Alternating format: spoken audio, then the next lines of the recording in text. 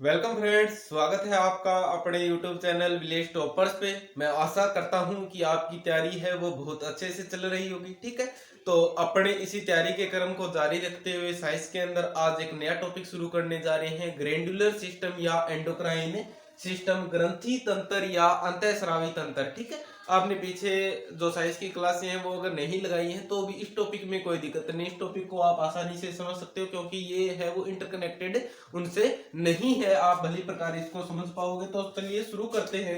सबसे पहले मैं बात करता हूं ग्रंथि की या ग्लैंड्स की। ठीक है, ग्रंथि या ग्लैंड्स किसे बोलते हैं, क्या चीज होती है ग्रंथि। ठीक है, तो ध्यान रखना, हमारी बॉडी का वह पार्ट या शरीर का वह अंग जो क्या करता है, हार्मोन या जो हार्मोन या एंजाइम का क्या करता है, स्राव करता है, सिक्रेशन करता है, क्या कहलाता है, ग्रंथि कहलाता है। मानव शरीर का वह भाग जो क्या करता है, हार्मोन या एंजाइम या दोनों का क्या करता है, स्राव करता है, क्या कहलाता है, ग्रंथि कहलाता है। तो अपन इस ग्रंथि तंत्र या अंतःस्रावी तंत्र के बारे में आज अध्ययन करने जा रहे हैं। ध्यान रखना, सबसे पहले मैं बात बता देता हूं, स्टडी ऑफ ग्लैंड्स यानी ग्रंथि तंत्र का अध्ययन या ग्रंथियों का अध्ययन क्या कहलाता है, तो इसे बोलते हैं एंडोक्राइनोलॉजी। एंडोक्राइनोलॉजी, आ रही है बात समझ में? ठीक है, ग्रंथि तंत्र का अध्ययन क्या कहलाता है, एंडोक्राइनोलॉजी कहलाता है। अब देखिए, मैंने ग्रंथि की परिभाषा में दो शब्द काम में लिए, हार्मोन और एंजाइम। आ रही है बात समझ में? हार्मोन और एंजाइम क्या होते हैं, तो इनके बारे में देखते हैं थोड़ा सा। ठीक है, हार्मोन और एंजाइम दोनों ही किससे स्रावित होते हैं, ग्रंथियों से। ठीक है, हार्मोन और एंजाइम दोनों ही क्या होते हैं, ग्रंथियों से स्रावित होते हैं। क्या चीज होती है ये तो देखिएगा, हार्मोन और एंजाइम की अगर आप तुलना करते हो तो देखते हो कि सभी के सभी हार्मोन क्या होते हैं, ऑल हार्मोन्स आर क्या होते हैं, प्रोटीन।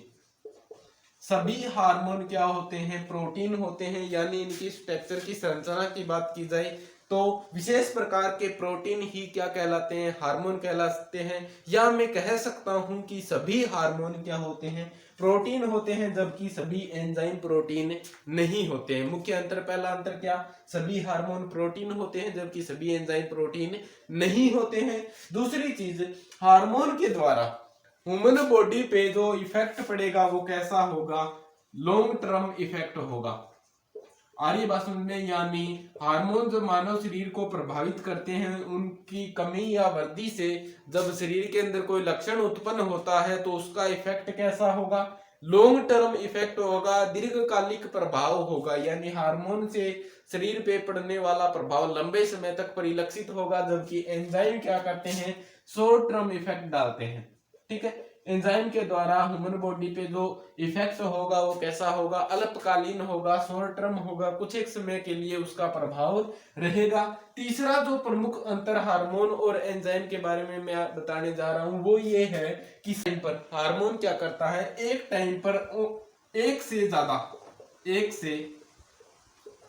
ज्यादा रिएक्शंस में क्या करता है, भाग ले सकता है, पार्टिसिपेट कर सकता है। यानी हार्मोन एक ही टाइम पर एक से ज्यादा अभिक्रियाओं में भाग लेता है या एक से ज्यादा कार्य कर सकता है, जबकि एंजाइम क्या करता है, एक टाइम पर केवल एक ही अभिक्रिया में, एक ही रिएक्शन में भाग लेता है। कौन, एंजाइम। हार्मोन और एंजाइम में तीन प्रमुख अंतर देखे अपन ने, सभी हार्मोन प्रोटीन होते हैं जबकि सभी एंजाइम प्रोटीन नहीं होते। हार्मोन के द्वारा जो शरीर पे इफेक्ट पड़ेगा वो कैसा होगा, दीर्घकालिक होगा, लॉन्ग टर्म इफेक्ट होगा, जबकि एंजाइम शॉर्ट टर्म इफेक्ट डालते हैं। इसके अलावा हार्मोन क्या करता है, एक टाइम पर एक से ज्यादा रिएक्शंस में भाग लेता है, जबकि एंजाइम क्या करता है, एक टाइम पे एक ही रिएक्शन में भाग लेता है। आगे बात समझिए, ग्रंथियां क्या करती है, हार्मोन या एंजाइम या दोनों का क्या करती हैं, स्राव करती हैं। अब कोई सी ग्रंथि है वो हार्मोन का स्राव करेगी या एंजाइम का स्राव करेगी, इस आधार पर उनके कुछ प्रकार होते हैं। तो देखते हैं ग्रंथियां कितने प्रकार की होती हैं। ठीक है, जो ग्लैंड्स होती है, ग्रंथियां होती है, उनको तीन भागों में बांटते हैं अपन। जो ग्रंथियां होती हैं वो कितने प्रकार की, तीन प्रकार की। कौन सी, सबसे पहली होती है इंडोक्राइन ग्लैंड्स। इंडोक्राइन, अंतःस्रावी बोलते हैं इनको, क्या बोलते हैं, अंतःस्रावी ग्रंथियां। दूसरी आपकी ग्रंथि होती है एक्सोक्राइन ग्लैंड्स। एक्सोक्राइन ग्लैंड्स, इन्हें बोलते हैं बाह्य स्रावी ग्रंथियां, बाह्य स्रावी ग्रंथियां। और तीसरी होती है हेक्टोक्राइन एक्टोक्राइन ग्लैंड्स, या इन्हीं को बोल देते हैं क्या, मिक्स्ड। हिंदी में अगर मैं लिखूं तो मिश्रित ग्रंथि। ग्रंथियां कितने प्रकार की बताई मैंने, 3 प्रकार की। कौन कौन सी, अंतःस्रावी ग्रंथि, बाह्य स्रावी ग्रंथि और मिश्रित ग्रंथि। एंडोक्राइन ग्लैंड्स, एक्सोक्राइन ग्लैंड्स और हेक्टोक्राइन। एक्सो, एग्जिट से ध्यान रख लेना, एग्जिट क्या होता है बाहर, तो एक्सोक्राइन क्या होती है, बाह्य स्रावी ग्रंथियां होती है। अब देखिए किस आधार पर इनको अलग अलग किया गया, तो ध्यान रखना, अंतःस्रावी ग्रंथि वो ग्रंथि कहलाती है जो किसका स्राव करती है, हार्मोन का।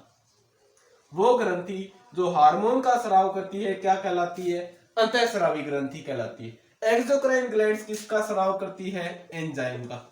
हार्मोन और एंजाइम में क्या अंतर होता है पढ़ चुके हैं, ठीक है। तो ध्यान रखना, जो ग्रंथि हार्मोन का स्राव करती है क्या कहलाएगी, अंतःस्रावी ग्रंथि। जो ग्रंथि एंजाइम का स्राव करती है क्या कहलाएगी, बाह्य स्रावी या एक्सोक्राइन ग्लैंड। और जो दोनों का स्राव करती है, दोनों को स्रावित करती है, जिससे हार्मोन भी निकलता है और जिनसे एंजाइम भी निकलता है, बोथ यानी दोनों के दोनों हार्मोन और एंजाइम निकलते हैं, वो ग्रंथि कहलाती है हेक्टोक्राइन ग्लैंड्स या मिश्रित ग्रंथि। आर्य बात समझे। इसके अलावा जो अलग चीज इसमें है वो ये है कि अंतःस्रावी ग्रंथियां जो भी होंगी वो अपना स्राव यानी उनसे जो निकलेगा क्या निकलेगा, हार्मोन, सीधे ही किस में मिला देती हैं, ब्लड में मिला देती हैं। कहने का मतलब इनमें नलिकाएं नहीं पाई जाती हैं,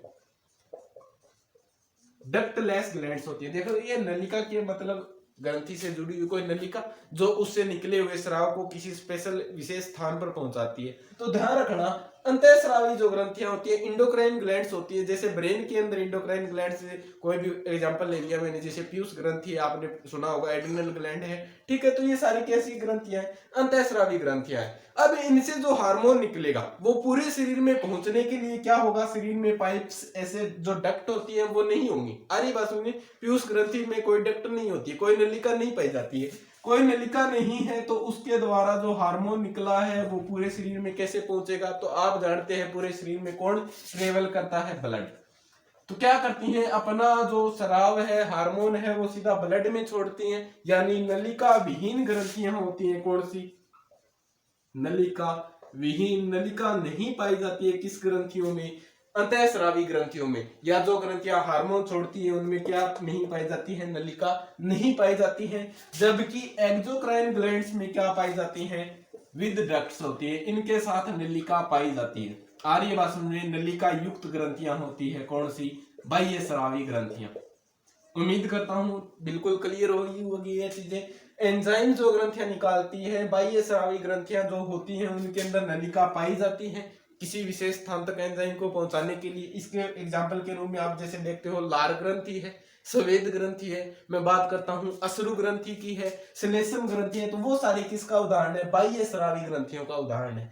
आर्य बात सुनिए। जबकि एंडोक्राइन ग्लैंड्स क्या होती है, डक्ट लेस होती है, नलिका विहीन होती है।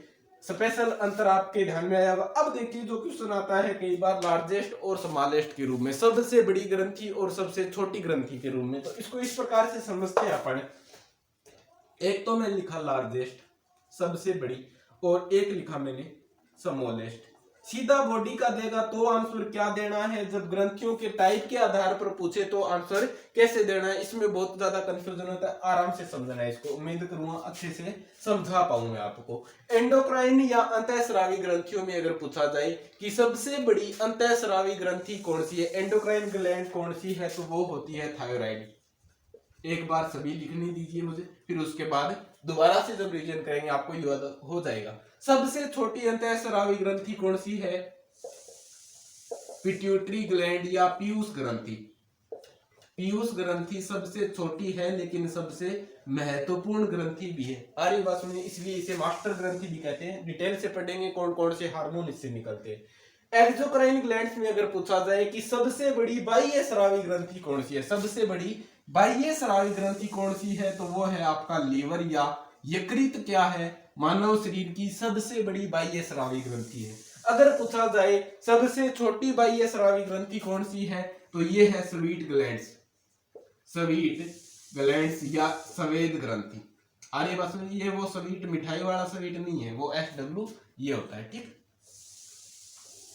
ये स्वीट नहीं है। स्वीट ग्लैंड्स यानी स्वेद ग्रंथियां, पसीने वाली जो ग्रंथियां, ठीक है। तो स्वीट ग्लैंड्स हैं वो सबसे छोटी एक्सोक्राइन ग्लैंड्स होती हैं। लीवर है वो सबसे बड़ी एक्सोक्राइन ग्लैंड है, और थायराइड है वो सबसे बड़ी इंडोक्राइन ग्लैंड है, अंतःस्रावी ग्रंथि है, और पिट्यूटरी ग्लैंड या पीयूष ग्रंथि है वो सबसे छोटी अंतःस्रावी ग्रंथि। अब मैं बात करता हूं हेप्टोक्राइन ग्लैंड्स की या मिश्रित ग्रंथि की। तो ध्यान रखना, मिश्रित ग्रंथि मानव शरीर में सिर्फ एक ही पाई जाती है, ठीक है। वो होती है कौन सी? अग्नाशय। अग्नाशय या पैंक्रियाज। अग्नाशय या पैंक्रियाज क्या है? मानव शरीर में पाई जाने वाली एकमात्र मिश्रित ग्रंथि है। यानी मानव शरीर में सिर्फ एक ही ग्रंथि अग्नाशय है, वो ऐसी है जो हार्मोन का भी स्राव करती है या और एंजाइम का भी स्राव करती है। क्योंकि मिश्रित ग्रंथि वही तो होती है जो हार्मोन भी निकाले और एंजाइम भी निकाले। तो क्वेश्चन आपसे ऐसे भी पूछा जा सकता है, मानव शरीर में पाई जाने वाली एकमात्र ग्रंथि कौन सी है जिससे हार्मोन भी स्रावित होता है और एंजाइम भी? तो आप क्या करोगे? हेप्टोक्राइन ग्लैंड्स के अंदर कौन सी? अग्नाशय, ठीक है। क्वेश्चन जरूरी नहीं आपको अंतःस्रावी या बाह्य स्रावी नाम दे, आपको नाम ऐसे भी दिया जा सकता है कि हार्मोन स्रावित करने वाली सबसे छोटी ग्रंथि कौन सी? तो पीयूष ग्रंथि। हार्मोन स्रावित करने वाली सबसे बड़ी ग्रंथि कौन सी? थायराइड ग्रंथि। पूछा जाए एंजाइम स्रावित करने वाली सबसे बड़ी ग्रंथि कौन सी? लीवर। एंजाइम स्रावित करने वाली सबसे छोटी ग्रंथि कौन सी? स्वेद ग्रंथि, ठीक है। और नलिका के रूप में भी पूछ सकते हैं आपसे क्वेश्चन, ये भी आ सकता है कि नलिका विहीन सबसे बड़ी ग्रंथि कौन सी है। यानी नलिका विहीन की बात कर रहा है तो कौन सी ग्रंथि की बात कर रहा है? एंडोक्राइन ग्लैंड की बात कर रहा है तो नलिका विहीन सबसे बड़ी कौन सी? थायराइड। नलिका विहीन सबसे छोटी कौन सी? पीयूष ग्रंथि। नलिका युक्त सबसे बड़ी कौन सी? लीवर। नलिका युक्त सबसे छोटी कौन सी? स्वीट ग्लैंड, ठीक है। और एकमात्र हेप्टोक्राइन ग्लैंड्स में ये मिश्रित ग्रंथि में आई जाएगा, जो क्या करती है? हार्मोन और एंजाइम दोनों का क्या करती है? स्राव करती है। अब देखो, ये तो क्वेश्चन पूछा जाए जब आपको एंडोक्राइन, एक्सोक्राइन या हेप्टोक्राइन ग्लैंड के हिसाब से, तो सबसे छोटी और सबसे बड़ी ग्रंथि बता देंगे। अब मैंने आपको क्वेश्चन दिया, सीधा ही मैंने पूछ लिया कि निम्न में से मानव शरीर में पाई जाने वाली सबसे बड़ी ग्रंथि कौन सी है? मानव शरीर में पाई जाने वाली सबसे बड़ी ग्रंथि कौन सी है? अब इसमें आप कंफ्यूज होंगे कि सबसे बड़ी पूछा है, लेकिन ना ही तो इंडोक्राइन के हिसाब से पूछा, ना ही एक्सोक्राइन के हिसाब से। तो फिर सबसे बड़ी कौन सी ग्रंथि होती है? लीवर। ध्यान रखना, ये जो लीवर है ना, ये सबसे बड़ी बाह्य स्रावी ग्रंथि तो है ही है, इसके साथ में मानव शरीर की भी सबसे बड़ी ग्रंथि है। क्योंकि ग्रंथियों के तीन प्रकार है, अपन ने देख लिया। तीन प्रकार में एक्सोक्राइन में सबसे बड़ी ये, इंडोक्राइन में सबसे बड़ी ये। अब मानव शरीर की सबसे बड़ी वही होगी, या तो ये होगी या ये होगी। तो इन दोनों की जब कंपैरिजन करते हैं तो सबसे बड़ी कौन सी होती है? लीवर होती है सबसे बड़ी। मानव शरीर की अगर पूछा जाए सबसे बड़ी ग्रंथि कौन सी? लीवर, ठीक है। और मानव शरीर की सबसे बड़ी अंतःस्रावी ग्रंथि कौन सी? तो थायराइड। अब जो सेकंड लार्जेस्ट अगर पूछ लिया जाए, कई बार पूछ लिया जाता है, तो वो होती है आपकी अग्नाशय। अग्नाशय जो मिश्रित ग्रंथि है मानव शरीर की एकमात्र, ये मानव शरीर की दूसरी सबसे बड़ी ग्रंथि है। सबसे बड़ी कौन सी? लीवर। दूसरी सबसे बड़ी कौन सी? अग्नाशय। और अगर पूछ लिया जाए सबसे छोटी, मानव शरीर की सबसे छोटी ग्रंथि कौन सी होती है, तो ध्यान रखना, मानव शरीर की सबसे छोटी जो ग्रंथि होती है वो होती है पिट्यूटरी ग्लैंड या पीयूष ग्रंथि। मानव शरीर की सबसे छोटी ग्रंथि कौन सी होती है? पिट्यूटरी ग्लैंड या पीयूष ग्रंथि है वो मानव शरीर की सबसे छोटी ग्रंथि होती है। इसके अलावा एक क्वेश्चन पूछ लिया जाता है कि सबसे बड़ी लार ग्रंथि, सबसे बड़ी लार ग्रंथि कौन सी होती है? लार ग्रंथि किस प्रकार की ग्रंथियां होती है? अभी मैंने बताया एक्सोक्राइन होती है, लार ग्रंथि हो, चाहे स्वेद ग्रंथि हो, चाहे दुग्ध ग्रंथि हो, चाहे श्लेष्म ग्रंथि हो, ये सारी कैसी ग्रंथियां होती है? एक्सोक्राइन ग्लैंड्स होती है, नलिका युक्त ग्रंथियां होती है, और इनसे क्या निकलता है? एंजाइम निकलता है। तो सबसे बड़ी लार ग्रंथि अगर पूछा जाए तो वो होती है आपकी पैरोटिड। पैरोटिड या इसको कर्णमूल बोलते हैं। क्या बोलते हैं? कर्णमूल। लेकिन पैरोटिड नाम ध्यान में रखना आप, यहाँ पर जो पाई जाती है कान के पास में, पैरोटिड या कर्णमूल है, वो सबसे बड़ी लार ग्रंथि होती है। और एक अश्रु ग्रंथि में पूछ लिया जाता है कि लैक्रिमल ग्लैंड किस प्रकार की ग्रंथि है? लैक्रिमल ग्रंथि किस प्रकार की ग्रंथि है? तो ध्यान रखना, ये कैसी है? अश्रु ग्रंथि है, ठीक है। लैक्रिमल ग्लैंड्स कैसी है? अश्रु ग्रंथि है। और सबसे बड़ी लार ग्रंथि कौन सी होती है? पैरोटिड या तृणमूल ग्रंथि होती है मानव शरीर की सबसे छोटी पीयूष ग्रंथि, सेकंड लार्जेस्ट अग्नाशय, सबसे बड़ी लीवर, इंडोक्राइन एक्सोक्राइन के हिसाब से मैंने आपको बता ही दिया है। अब क्या करते हैं अपन डिटेल से एक एक ग्रंथि के बारे में पढ़ेंगे, ठीक है। इंडोक्राइन ग्लैंड्स अपन पढ़ रहे हैं। इंडोक्राइन ग्लैंड्स में टॉप से बॉटम तक अपन सारी ग्रंथियों के बारे में अध्ययन करेंगे। मैं सबसे पहले जो ग्रंथि लिखता हूं वो लिखता हूं पीनियल ग्रंथि। पीनियल ग्रंथि, ठीक है, सबसे पहले लिखा है क्योंकि ये क्या होती है, ह्यूमन बॉडी में सबसे ऊपर स्थित होती है। कहाँ होती है ये? ब्रेन के अंदर ही पाई जाती है, अपने मस्तिष्क में पाई जाती है, सबसे ऊपर स्थित होती है। मानव शरीर में सबसे ऊंचाई पर स्थित या सबसे ऊपर स्थित ग्रंथि कौन सी? पीनियल ग्रंथि होती है। कौन सी ग्रंथि होती है? पीनियल ग्रंथि होती है। इसके द्वारा अगर पूछा जाए कौन सा हार्मोन स्रावित होता है तो वो होता है मेलाटोनिन। मेलाटोनिन हार्मोन स्रावित करती है कौन सी ग्रंथि? पीनियल ग्रंथि, ठीक है। और इस ग्रंथि का कार्य अगर पूछा जाए तो ये क्या करता है? सोने जागने की स्थिति को नियंत्रित करता है। सोने जागने की स्थिति को नियंत्रित करती है कौन सी ग्रंथि? पीनियल ग्रंथि। तो ध्यान रखना आपको किस वजह नींद आ रही है, कम आ रही है, ज्यादा आ रही है, किस पे डिपेंड है? पीनियल ग्रंथि पे। और पीनियल ग्रंथि के भी किस हार्मोन पे? मेलाटोनिन हार्मोन पे।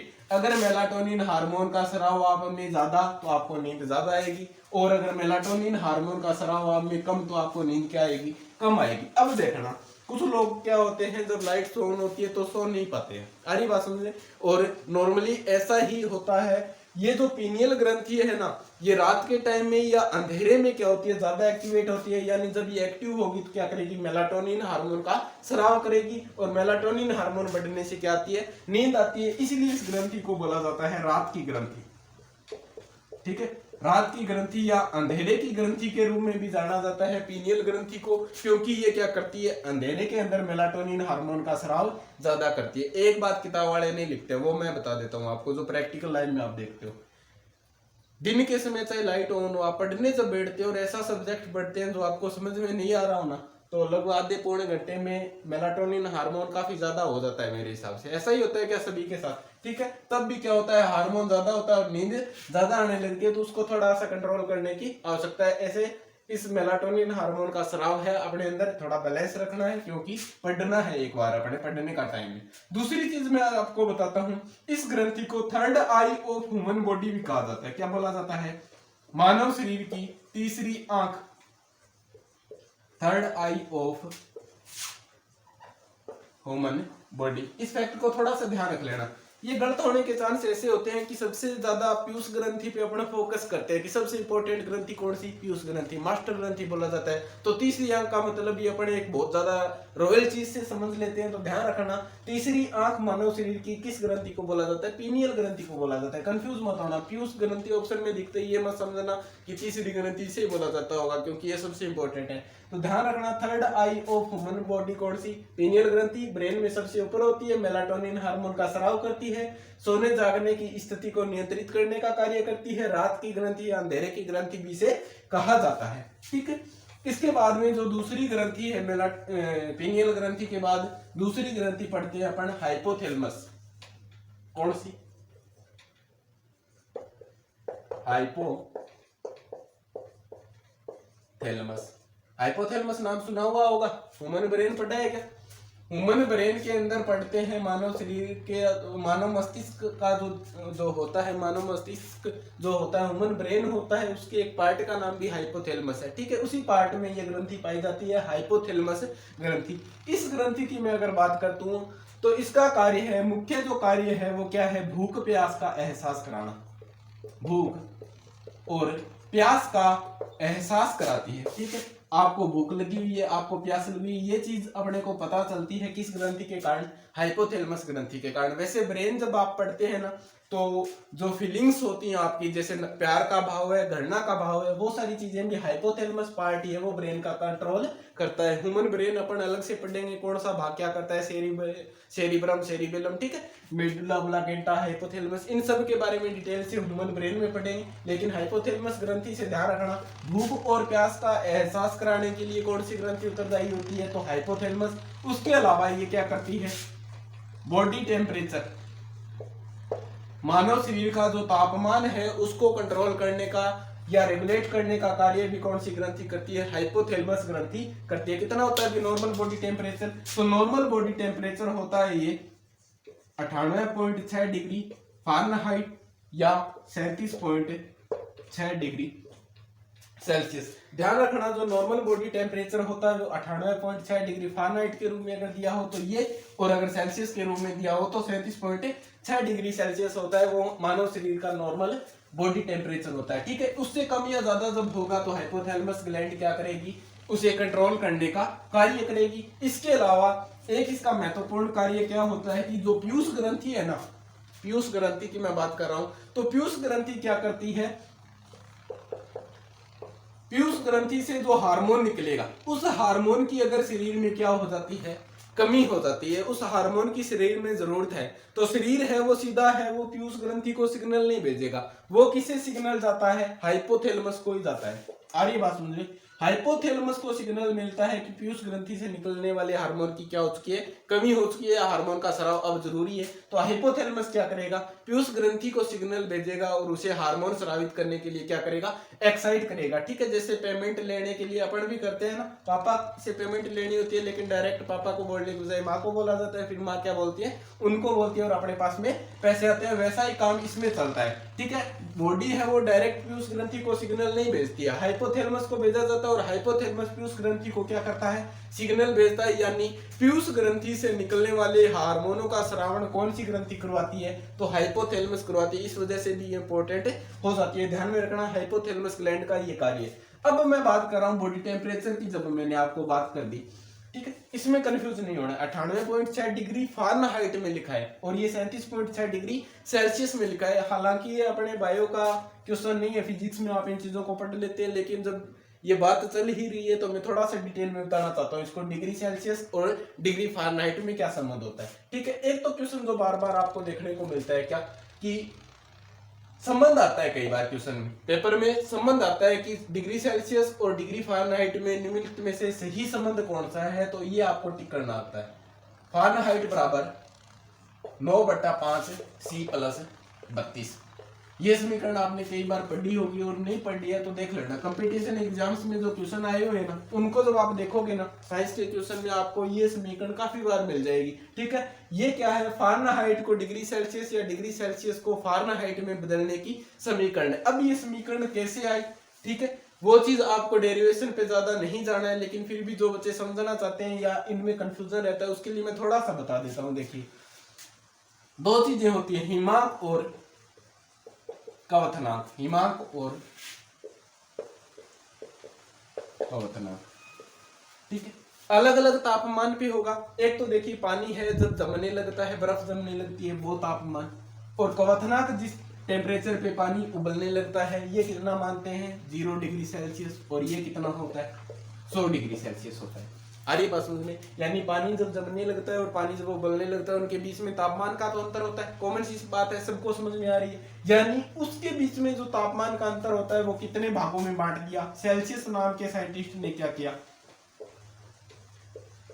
जैसे दूरी को अगर अपने को नापना हो तो अपने मीटर में, किलोमीटर में, इंच में, सेंटीमीटर में कैसे भी नाप लेते हैं, लेकिन टेम्परेचर को कैसे नापे? तो उन्होंने क्या किया? 2 पॉइंट डिसाइड कर लिए, जिस पे पानी जमने लगता है और जिस पे पानी उबलने लगता है। अब इनके बीच में जो तापमान का गैप है ना, टेम्परेचर का गैप है ना, उसे बराबर बराबर 100 भागों में बांट लिया। इस तरह से आर्य भाष में एक पैमाना बनाने के लिए इस टेम्परेचर को क्या किया? उसने बराबर बराबर 100 भागों में विभाजित कर लिया और उसके आधार पर बताया कि यानी 0 से अपन बढ़ रहे हैं, कितना पानी जब गुनगुना होने लग गया बोल दिया 25 है, 50 है। ठीक है, इस आधार पर अपना एक पैमाना विकसित किया जिसे क्या बोलते हैं? सेल्सियस पैमाना कहते हैं। और नॉर्मल जो बोलचाल में या जो नॉर्मल प्रैक्टिकल लाइफ में अपन है वो सेल्सियस पैमाने को ही ज्यादा काम में लेते हैं। आ रही बात सुनिए, क्या है सेल्सियस पैमाना? हिमांक और कवथनांक के बीच के तापमान को बराबर बराबर 100 भागों में डिवाइड कर दिया सेल्सियस नामक वैज्ञानिक ने, और उसी के आधार पर ये पैमाना पड़ गया। कौन सा पैमाना? सेल्सियस पैमाना। जैसे 25 डिग्री सेल्सियस है, उसके बाद टेम्परेचर बढ़ता जाता है, आप बोलते हो 38 डिग्री सेल्सियस है, बहुत ज्यादा गर्मी है। आरी बात में ऐसे ऐसे बराबर बराबर 100 भागों में डिवाइड किया किसने? सेल्सियस ने। तो अब फिर फ़ारेनहाइट ने क्या किया और फ़ारेनहाइट की जरूरत क्यों पड़ी? तो फ़ारेनहाइट अलग अलग साइंटिस्ट हुए, अलग अलग अपना मत दिया। फारेनहाइट ने क्या किया कि इस हिमांक और क्वथनांक इसी टेम्परेचर को क्या कहा कि 100 भागों में बांटने की बजाय इसे कितने भागों में बांटना चाहिए, 180 भागों में बांटना चाहिए। 180 भागों में अगर इसे बांटा जाएगा तो इससे जो कैलकुलेशन होगी या जो कह सकते हैं इससे जो वैल्यू निकल के आएगी तापमान की वो ज्यादा सटीक होगी, ज्यादा सही परिणाम मिलेंगे। तो उन्होंने क्या किया, इसी टेम्परेचर को बराबर बराबर कितने भागों में बांट लिया, 180 भागों में। ये बात आपको सही भी लगती है क्योंकि एक तो दूरी की बड़ी इकाई, आप किलोमीटर में नाप रहे हो, कम दूरी है किलोमीटर में नापोगे ज्यादा सटीक नहीं आएगी, उसे ही आप मीटर या सेंटीमीटर में नापोगे तो परिणाम ज्यादा बढ़िया मिलेंगे। तो इन्होंने क्या किया, टेम्परेचर के इतने ही मान को कितने भागों में बांट दिया, 180 भागों में बांट दिया। दिक्कत ये नहीं है, दिक्कत फिर क्या हुई, इन्होंने क्या कहा, ये जो हिमांक है ना मैं इसको 0 नहीं मानूंगा, मैं इसको 32 मानूंगा। क्या मानूंगा, 32 डिग्री फ़ारेनहाइट मानूंगा। अब आपको ही पता है 32 से शुरू हो रहा है, 180 भागों में बांट रहा है, यानी कहने का मतलब ये कहां तक पहुंच गया, 212 डिग्री फ़ारेनहाइट तक। यानी 32 डिग्री फ़ारेनहाइट से 212 डिग्री फ़ारेनहाइट किसने बता दिया, हिमांक और क्वथनांक के बीच का जो मान है वो किसने बताया, फ़ारेनहाइट नाम के वैज्ञानिक ने बताया। इसलिए इस पैमाने का नाम क्या पड़ गया, फ़ारेनहाइट पड़ गया। ठीक है, ऐसे ही एक रोमर नाम का वैज्ञानिक हुआ जिसने 0 से 80 के भाग में बांट दिया, लेकिन उसको कभी नहीं पढ़ते, ज्यादा वो बिल्कुल इंपॉर्टेंट नहीं है। लेकिन एक इंपॉर्टेंट और बचता है, कौन सा, केल्विन। ये डिग्री सेल्सियस वाला बात है, और डिग्री सेल्सियस में कितने में बांट दिया, 100 बराबर भागों में बांट दिया। ठीक है, अब मैं बात करता हूं किसकी, केल्विन की। केल्विन का नाम आपने जरूर सुना होगा क्योंकि तापमान का जो एसआई मात्रक है वो कौन सा माना जाता है, केल्विन माना जाता है। इंटरनेशनल लेवल पे अगर मैं बात करूं टेम्परेचर मापा जाएगा तो किसमें मापा जाएगा, केल्विन में मापा जाएगा। साइंस के स्टूडेंट है वो अच्छे से जानते होंगे, ज्यादातर जो रिएक्शंस वगैरह होती है उनमें टेम्परेचर है वो केल्विन में लिखा आता है। इसका भी एक कारण है, केल्विन ने क्या कहा कि जो हिमांक और क्वथनांक है ना उसको 100 भागों में बांट लो, कोई दिक्कत नहीं है। ठीक है, केल्विन ने क्या कहा, हिमांक और क्वथनांक को 100 भागों में बांट लो। लेकिन मैं शुरू कहां से करूंगा, यहां से शुरू करूंगा, और नॉर्मल सी बात है 273 से शुरू कर रहा है तो 373.15 पे खत्म करेगा, बराबर 100 भागों में बांटने के लिए। अब इसका उन्होंने क्या लॉजिक दिया, ठीक है, आप बोलो सर ऐसे क्या मतलब है, किसी ने 32 से शुरू कर दिया, किसी ने 273.15 से शुरू कर दिया, ठीक है, ये 260 से क्यों नहीं किया या 500 से शुरू क्यों नहीं किया। तो इसका कारण दिया केल्विन ने। केल्विन ने क्या कहा कि टेम्परेचर है वो कभी 0 में नहीं जाना, 0 से नीचा नहीं जाना चाहिए, यानी माइनस में नहीं आना चाहिए। इस आधार पे मैंने ये पैमाना बनाया। तो क्या सर अब माइनस में नहीं जाएगा, माइनस में तो जाता है, हमने तो देखा है -20 डिग्री सेल्सियस होता है, -50 डिग्री सेल्सियस होता है, -100 डिग्री सेल्सियस होता है। ठीक है, लेकिन देखिएगा कैसे, टेम्परेचर का मान कभी भी आपने -273.15 डिग्री सेल्सियस से नीचा देखा है क्या, होता ही नहीं है। अरे बस में सैद्धांतिक रूप से तापमान का मान है वो बढ़ाया कितना भी जा सकता है, ज्यादा से ज्यादा कितना भी किया जा सकता है, लेकिन तापमान का कम से कम मान है वो -273.15 डिग्री सेल्सियस से नीचा आप नहीं ले जा सकते। यानी सैद्धांतिक रूप से तापमान का मान है वो -273.15 डिग्री सेल्सियस तक ही किया जा सकता है, उससे नीचा कभी नहीं किया जा सकता। अब देखिए ये शुरू ही 273 से हो रहा है, यानी जब ये नीचे की ओर आएगा टेम्परेचर तो 0 केल्विन पे पहुंचेगा, और डिग्री सेल्सियस वाला कहां पहुंच जाएगा, -273.15 डिग्री सेल्सियस पे पहुंच जाएगा, क्योंकि ये 0 से शुरू है और -273.15 पे पहुंचा, और ये शुरू ही जब 273 से होगा तो यानी इस टेम्परेचर को इसमें किसमें लिखेंगे, 0 केल्विन में लिखेंगे। यही कारण है कि केल्विन के अंदर टेम्परेचर कभी भी माइनस में नहीं मिलता है, कभी नहीं पढ़ोगे आप -5 केल्विन तापमान, -10 केल्विन तापमान, क्योंकि माइनस में कभी केल्विन में जो माइनस की वैल्यू लेके जाओगे वो -273.15 डिग्री सेल्सियस से भी कम हो जाएगा, जो कि संभव ही नहीं है। आ रही बात समझ में, यानी कम से कम तापमान का मान कितना होगा, 0 केल्विन होगा, और ज्यादा से ज्यादा तापमान की कोई लिमिट नहीं है, वो कितना ही हो सकता है। यानी 0 केल्विन ताप है वो कम से कम ताप है, इसे बोला जाता है परम शून्य ताप। क्या बोला जाता है, परम शून्य ताप, absolute zero temperature. Absolute zero temperature किसे कहते हैं, तापमान का वह कम से कम मान जिससे कम तापमान को नहीं किया जा सकता है, या मैं कहूं कि तापमान का मिनिमम मान जिससे नीचे तापमान को नहीं ले जाया जा सकता है, क्या कहलाता है, परम शून्य ताप कहलाता है। और ऑप्शन में आपसे पूछे जाए कि निम्नलिखित में से कौन सा परम शून्य ताप है, चलो मैं आपको क्वेश्चन देता हूं, बताइए निम्नलिखित में से परम शून्य ताप कौन सा है। Option A 0 kelvin, option B 273.15 kelvin, option C minus 273.15 kelvin और option D minus 273.15 degree Celsius. कौन सा या कौन कौन से हैं, ठीक है, जैसे यूपीएससी के हिसाब से मैं बोल रहा हूँ, एक से ज्यादा ऑप्शन सही हो सकते हैं। तो आप क्या करोगे जी, 0 केल्विन परम शून्य ताप है, आप क्या कहोगे 273.15 डिग्री सेल्सियस, मतलब क्या हुआ केल्विन यानी 0 डिग्री सेल्सियस के बराबर है, इससे नीचा तो ले जाया जा सकता है, यानी ये परम शून्य ताप है, नहीं है, केल्विन कभी माइनस में होता ही नहीं, यानी ऑप्शन ही गलत है। और ये क्या दे रखा है माइनस 273.15 डिग्री सेल्सियस, इसका मतलब क्या है, इसका मतलब यही तो है 0 केल्विन। आलिए बात समझे, यानी आपको जब ये क्वेश्चन पूछा जाए परम शून्य ताप एब्सोल्यूट 0 टेम्परेचर जब भी पूछा जाएगा तो ऑप्शन में आपको 0 केल्विन भी मिल सकता है या माइनस 273.15 डिग्री सेल्सियस भी मिल सकता है। और ध्यान रखना यही ज्यादा मिलने के चांसेस है, क्योंकि सबसे ज्यादा कंफ्यूज यही करता है। तो माइनस 273.15 डिग्री सेल्सियस से कम तापमान कभी नहीं किया जा सकता, और ये तापमान क्या कहलाता है, परम शून्य ताप कहलाता है, ठीक। और एक चीज और ध्यान रखना, मैंने क्या लिखा 0 केल्विन, 0 डिग्री केल्विन नहीं होता है कभी भी। बाकी सारे ताप पैमाने हैं, जैसे 80 डिग्री सेल्सियस है, डिग्री सेल्सियस लगा रहे हो आप, 80 डिग्री फारेनहाइट आप लगाते हो, 80 डिग्री रोमर आप लगाते हो, रोमर पैमाने पे बात करते हो 80 डिग्री रोमर लगाते हो, लेकिन 80 डिग्री केल्विन आप कभी नहीं लगाते, ठीक है। ये लिखना गलत है, केल्विन पैमाना सीधा लिखा जाएगा 80 केल्विन। आगे बात सुनिए, केल्विन पैमाने में डिग्री का यूज नहीं होता है। केल्विन पैमाना है वो ताप का अंतरराष्ट्रीय मात्रक है या एसआई मात्रक के रूप में प्रयुक्त होता है। तो ध्यान रखना, मैंने 2-3 चीजें बताई आपको। एक तो क्या, जो परम शून्य ताप होता है वो 0 केल्विन होता है, परम शून्य ताप से तापमान को कभी भी नीचा नहीं किया जा सकता है। तीसरी चीज में ताप पैमानों के बीच में संबंध बता रहा था, समीकरण की शुरुआत वहीं से हुई थी, ठीक है। तो देखिए ताप पैमानों में अब आप उन्होंने तो बता दिया, किसी ने फारेनहाइट ने बता दिया, केल्विन ने बता दिया, और जो रोमर है उन्होंने बता दिया, लेकिन अपन कैसे कैलकुलेट करेंगे। जैसे कोई भी तापमान है, जैसे आज का तापमान मैं बात कर रहा हूं, आज मैंने मान लिया कि 35 डिग्री सेल्सियस तापमान है आज, ठीक है, सेल्सियस पैमाने में अपने को पता है। अब आपको कहा जाए कि ये केल्विन में कितना है, फारेनहाइट में कितना है, तो ये प्रॉब्लम होगी ना। सेल्सियस में नापने के लिए आपके पास उपकरण है, लेकिन आप केल्विन और फारेनहाइट में कैसे जानोगे। केल्विन के हिसाब से बताएं तो कितना तापमान बताएं, और फारेनहाइट के हिसाब से बताएं तो कितना बताएं, इसके लिए ये समीकरण है, ठीक है। ये आपको समझ में आनी चाहिए, उम्मीद करता हूं मैंने, क्योंकि सारी चीजें बता दी है। तो देखो मैंने सेल्सियस से लगा, सेल्सियस कितने से शुरू होता है, 0 से शुरू होता है, तो कुछ भी घटाने की जरूरत नहीं है। यहाँ समीकरण को समझने के लिए C-0 मैंने लिख दिया। सेल्सियस कितने भागों में बांटता है, 100 भागों में बांट दिया, चलो कोई बात नहीं। अब मैं इसकी तुलना कर लेता हूं किससे, फारेनहाइट से।